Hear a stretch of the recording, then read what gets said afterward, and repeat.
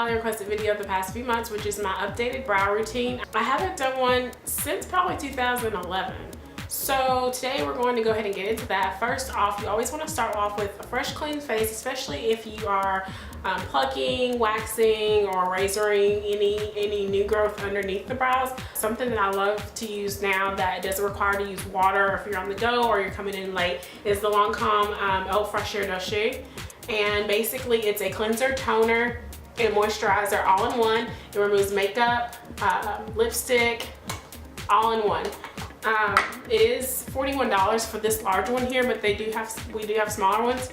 I just take a cotton pad with that and just kind of drench it and clean off any residue that you might have or any leftover makeup. And it really gives your skin a nice, look at all that dirt, it's nasty. So the things that I use for my brows varies within the day or how I'm feeling or what I'm going for. And it kind of depends on what my brows look like. My brows have had many shapes and sizes. Sometimes I have to do more work and use more products to fill them in. Right now I'm very pleased with them. I call them my STYLEHAUL eyebrows because she has really natural looking shaped brows, and they don't need, or they won't require much for you to fill in. You just kind of need to fill in maybe your arches. And the thing that I like to do is create my own arches. I like my eyebrows to look different on certain days. So one thing that I always use is definitely a spoolie, and this is just a really cheap one, y'all, from e.l.f. You can get these at Target, Dollar General. Super One has them if you have Super Ones. Another tool that is a must is a small angled brush. And this is the Sedona Lace 561. You can find other brushes from other brands that also carry these, but this is perfect to create your arches with. Another good thing that I love to have is eyeshadow, and they have brow powders, but if you're kind of like on a budget or you just don't see it necessary to have a brow powder, eyeshadow is a great thing to have, and my favorite is MAC's Embark.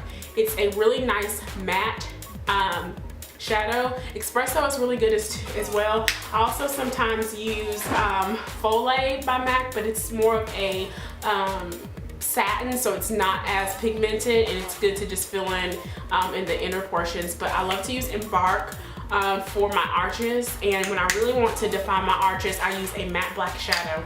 I also like to use this Revlon Brow Fantasy in light brown, and it has a brow gel on one end to kind of blend out any harsh lines that you might have drawn on, and it also has a pencil, and I like to use the pencil to kind of fill in the inner portions. It's really nice and natural, and it doesn't look things that I use, and this obviously will come with a lot of practice once you've kind of developed your brow, your technique, and the light and heaviness of your hand. Is this just Black Radiance waterproof eyeliner, and it's actually in a brown color. I'm not sure of the actual color, but it's a felt tip eyeliner. But I like to use this to fill in my arches sometimes when I want to do something more natural, and it stays on all day. I love this. I have a friend that also uses a liquid liner for her brows as well. Again, I would use one that has a felt tip because it's harder.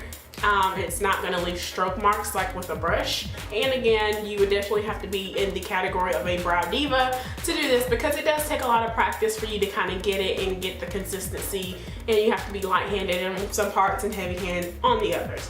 So let's go ahead and zoom in, and we're going to get started.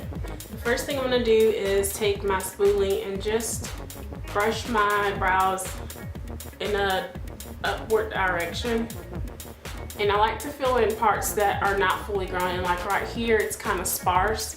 That's where I'm going to take my Revlon brow pencil, and just I'm going to go ahead and fill in gently those sparse edges. I don't like that boxy look on the inner brow, and I don't like it to be super dark. I like it to be gradient, so I like it to be light, medium, and then almost kind of harsh on the arches.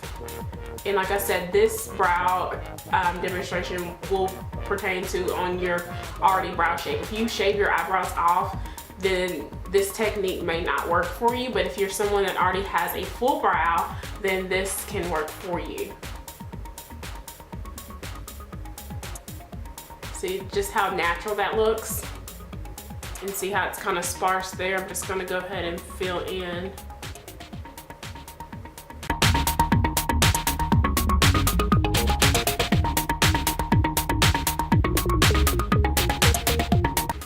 Next thing I'm gonna use is my angled brush.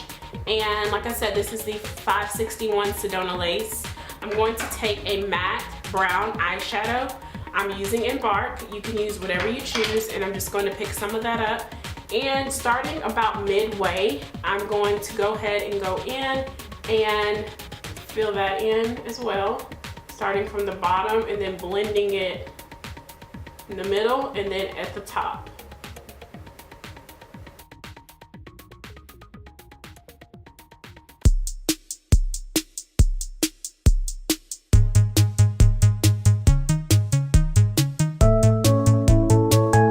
Too much, I go in with my Revlon Wow Fantasy and the brow gel part, and I go ahead and blend that out. And this is great if you don't want to use the concealer trick. If you have oily skin like me, if you're using a cream concealer throughout the day, it can start to crease and get oily and shiny on you. So this is a great alternative. Push my brows kind of straight up there and then just kind of fan them out to the side. And there's the first one. So as you can see, it's a nice shaped brow, and like I said, your brow preference can vary on the person. These are how I do mine, and that didn't take long at all. So let's go ahead and see the difference. So this one has more of a pointy arch. I like to do my other one kind of more just straight across. So we're gonna go ahead and do that one.